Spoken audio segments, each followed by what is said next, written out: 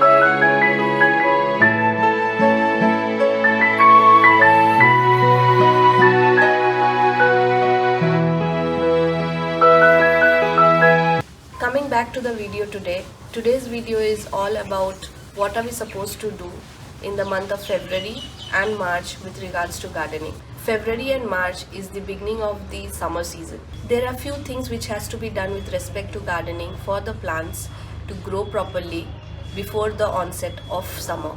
So these are the 10 tips which we are supposed to do by March mid maximum, but even if you are in a place where summer sets in little late, you can do it by March end. We should start from the beginning of February and it can be continued until March if you have many plants. There are few places where summer sets in a little late, so it won't be an issue even if there is little bit of temperature rise, but we should always take care that these things are being taken care before the end of March. So let's begin the video. Being a plant parent is not easy, and that also of approximately 250 plants is not easy. With all the work with a kid, it's really difficult, but when you are in love with whatever you are doing and it's your hobby, you really enjoy that. As we all know, winters is a season when most of the plants go into dormancy. So as they all are coming back, they require that extra push, that extra nourishment to be given from our end. And when plants are in pots, they really need our support and they are totally dependent on us to get that extra nourishment. So we should be vigilant enough, we should be extra cautious and would always be proactive in providing what is required for their betterment and the growth. So the first tip which has to be done is digging. I said the first step is digging. So we always have to see that there has to be ventilation in the plants. The roots should get all the air As winters were there, we really did not focus on the plants. So now is the time they should get that air to their roots. As you can see, we really have to dig it at least 1 inch deep. And if you see that the roots have come up, you can see the roots, then you have to go deep inside to dig it. And if you see that the roots are not visible on the top, you can just dig 1 inches. So with regards to digging, there is one tip, is whenever the roots are deep within, you just have to dig 1 inches of the topsoil. And when you see the roots have come superficially up, you can see the roots, then you have to go a little deep within, a little more than what you're supposed to, like 1.5 inches, so that the root gets the total ventilation and they get that aeration. The next tip is removing the weeds. Weeds are a real killer, a spoiler for the plants, and especially when they are in the pots. Roots are the ones who actually cause the fungal infection in the plants, and they are the ones who absorb almost all the energy, and the plants are deprived of the energy. So we should always remove weeds, and especially with the onset of summer when plants will be in their full fledged of growing, we have to make sure we remove weeds from the pots. So we can see there are a few weeds grown here. I actually did my gardening work yesterday itself. So you can see even these dried ones have to be removed. We need to get all these weeds out, the dried leaves, whatever dried leaves are there. Here we see, actually I cleaned my garden yesterday, so they're just a little bit which are there, the dried leaves.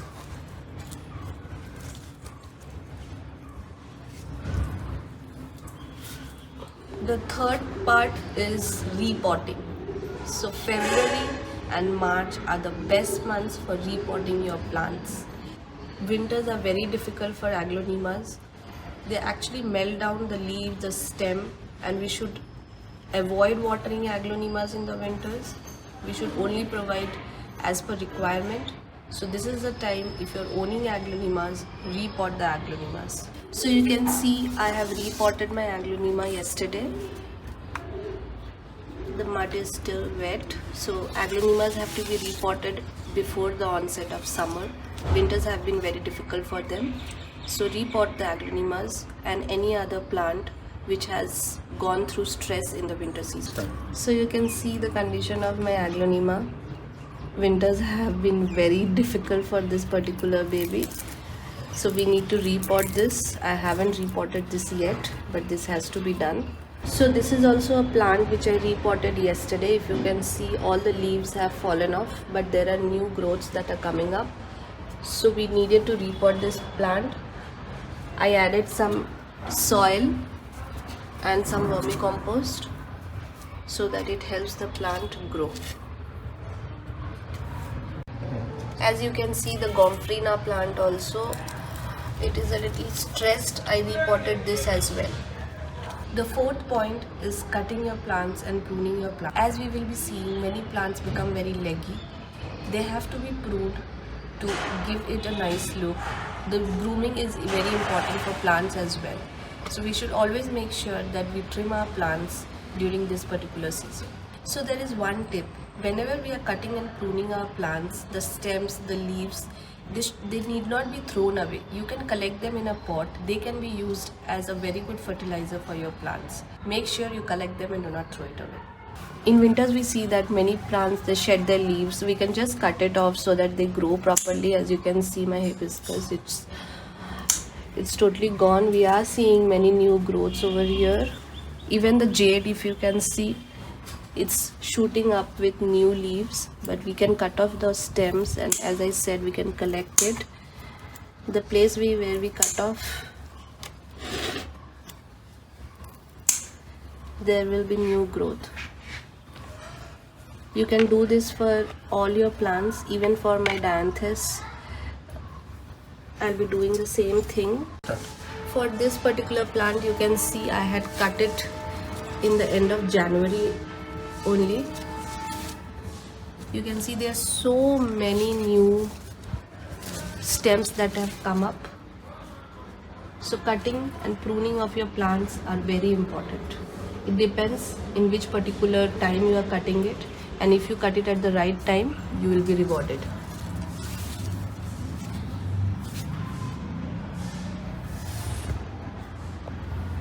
So for cutting and pruning, you can see for like this jasmine plant in summers, this is the season where you can have flowers in this. You can see already flowers are growing. We need to just cut and trim these things so that there are more shoots coming and we'll get more and more flowers. Even for this gardenia, you can see we can trim the gardenia as well. We'll be getting more buds. There are already buds coming up there. We have one bud over there, we have one there.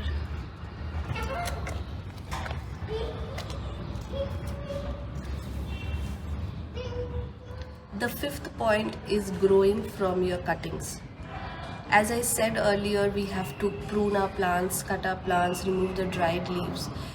The stem cuttings can be kept and we can have several other plants. We need not go and buy it from the nursery or anywhere else. Like I had few jades that I had grown. I had my hibiscus being grown from stem cuttings. This is the best season where you can push your plants to grow from cuttings. There are many people, like even I always used to wonder which is the best time to grow our plants from seeds. So here it is. This is the time. If you want to grow your plants from seeds, sow the seeds. Just take cocoa peat, just poke in the seeds, and you will see new shoot coming up pretty soon. This is the best time for plants to grow from seeds. As winters was the time, plants had to go through so much of stress. When they are coming out, it is our responsibility to help them grow. So what we can do is provide them with fertilizer. There are many people who usually add fertilizers by end of September, but that is very little in quantity because winters are almost there. So February is the month and March is the month you should fertilize your plants. You can use any kind of fertilizer, a liquid fertilizer or a vermicompost or a cow dung compost, whatever it is, or your homemade onion peel compost. Use whatever fertilizer you have, but it is mandatory to use fertilizer in your plants at this particular moment. So even in this particular hibiscus, you can see there are so many new buds that are coming up. We have to add fertilizer in this so that it promotes more growth of leaves and buds. The eighth point which you are supposed to do is, if you want, it is not mandatory, you can add humic acid to your soil. This helps promote growth in plants as they will be coming out of dormancy. So you can take approximately 2 to 3 ml in a 1 liter bottle and you can spray it, which will cause and help plants grow. The ninth point which we can do is pinching. There are plants which require pinching to initiate growth or to tell them that it's time to come out of their dormancy. I usually do it with my fiddle leaf fig. It requires pinching, so I pinch that so that there are new leaves that come out and the plant grows beautifully. You can see we have to just pinch it.